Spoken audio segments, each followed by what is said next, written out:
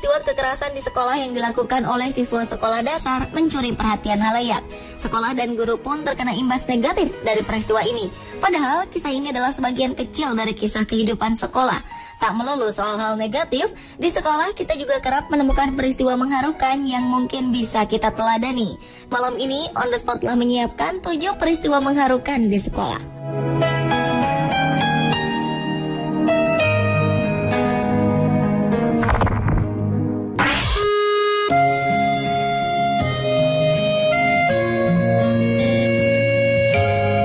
Berbagai cara dilakukan pihak sekolah untuk mempersiapkan siswa-siswanya menghadapi ujian akhir nasional. Di Jambi misalnya, sebuah SMP negeri mengadakan doa bersama dengan para orang tua siswa. Tidak hanya berzikir dan berdoa, para murid duduk di depan ibunya masing-masing untuk meminta maaf dan memanjatkan doa demi kelancaran UAN yang akan mereka hadapi. Setelah meminta maaf, para murid membasuh kedua kaki ibunya hingga bersih. Acara basuh kaki ini pun mengundang tangis haru para murid dan orang tua. Membersihkan kaki ibu dimaksudkan sebagai ungkapan terima kasih yang tak terhingga kepada orang tua, khususnya ibu, atas segala pengorbanan mereka terhadap sang anak. Bagi para siswa, ritual mencuci kaki ibu ini memang ritual yang sangat mengharukan. Mereka berharap saat ujian nasional, mereka dapat menyelesaikan soal dengan benar.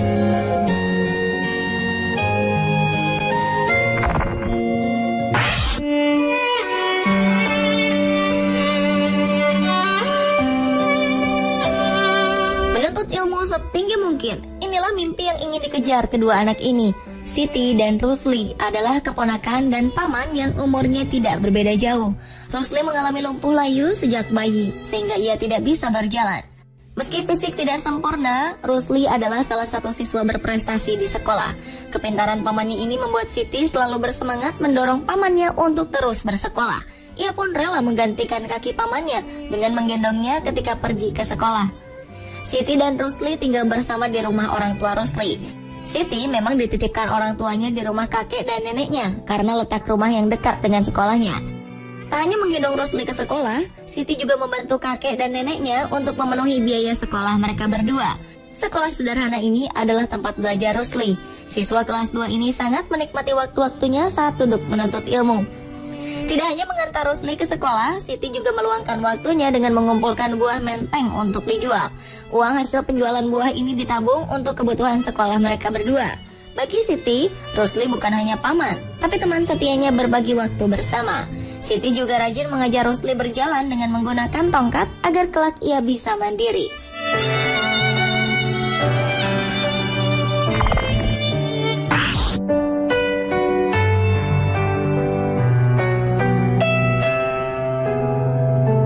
Peristiwa yang satu ini terjadi di negeri Cina. Qin Zhao tidak rela jika sahabatnya putus sekolah hanya karena tidak bisa berjalan. Dia merasa kehadiran sahabatnya adalah semangat buatnya untuk belajar. Ying Hui tidak bisa berangkat ke sekolah karena terserang polio, sehingga tidak bisa berjalan lagi. Karena keluarga Ying tidak mampu membopongnya, Qin memutuskan untuk menolong sahabatnya.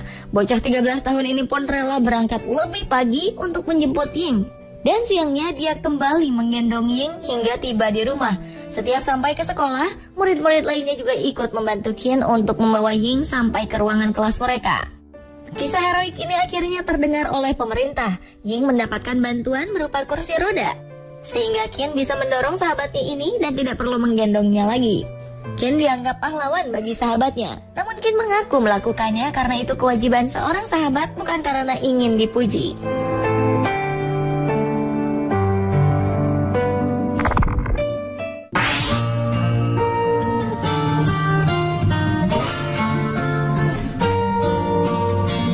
Patah tulang kaki akibat kecelakaan tidak membuat salah satu siswi SMP ini patah semangat dalam mengikuti ujian nasional.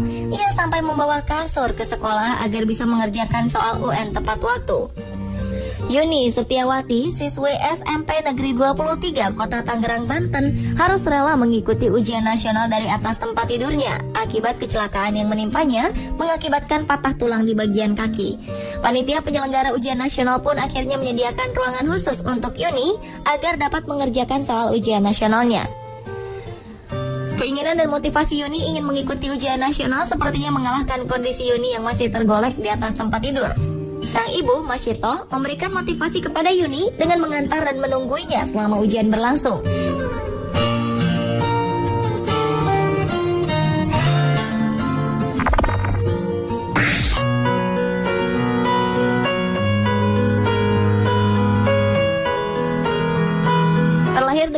fisik berbeda dengan anak lainnya membuat Arya Gustiansyah harus berjalan merangkak. Namun kondisi ini tidak membuat bocah 8 tahun ini malas. Mimpi menjadi dokter membuatnya semangat bersekolah, walaupun harus merangkak melewati perbukitan sejauh 2 km. Setiap pagi, sang nenek mengantar Arya berangkat ke sekolah. Sesekali, Arya berhenti sejenak untuk mengistirahatkan tangannya yang sakit karena menopang beban tubuhnya. Kadang, neneknya pun terpaksa menggendongnya agar Arya tidak terlalu lelah. Di sekolah, Arya tidak pernah merasa minder. Ia berbaur dengan teman-temannya. Wali kelasnya pun memuji semangatnya yang begitu aktif dan bisa mengikuti pelajaran dengan baik. Sebagai seorang anak, wajar kalau Arya sesekali merasa malu. Tetapi impian menjadi dokter selalu bisa menyingkirkan rasa malu itu. Teman-teman Arya pun tidak pernah merespon negatif kondisi yang dialami Arya. Saat ini, Arya sangat menginginkan sebuah kaki palsu agar ia bisa berdiri. Arya menjadi inspirasi bagi siapapun agar tidak patah semangat menggapai cita-cita.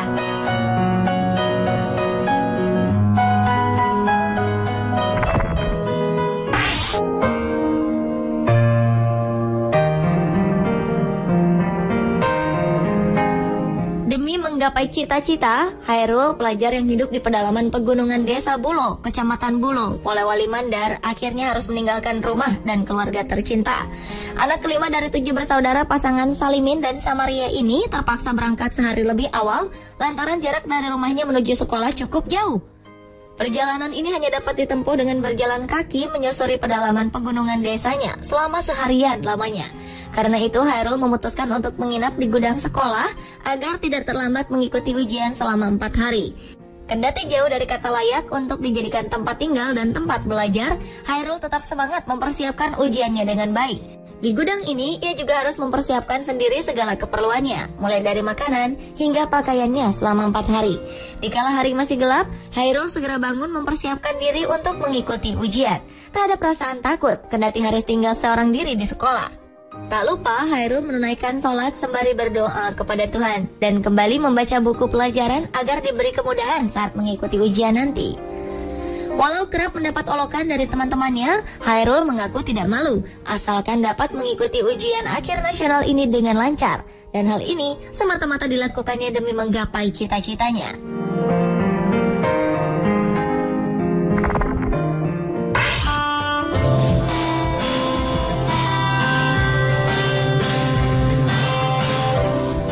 Perjuangan keras ditunjukkan puluhan siswa sekolah dasar di Garut, Jawa Barat untuk bisa sekolah.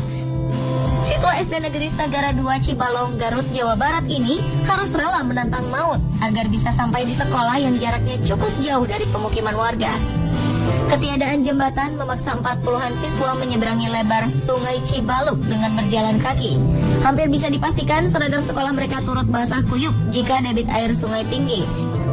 Kerap kali mereka harus duduk di ruang kelas untuk mendengar penjelasan guru dengan menggunakan celana basah. Namun semua rintangan tersebut tidak menyurutkan semangat mereka untuk bersekolah demi meraih cita-cita.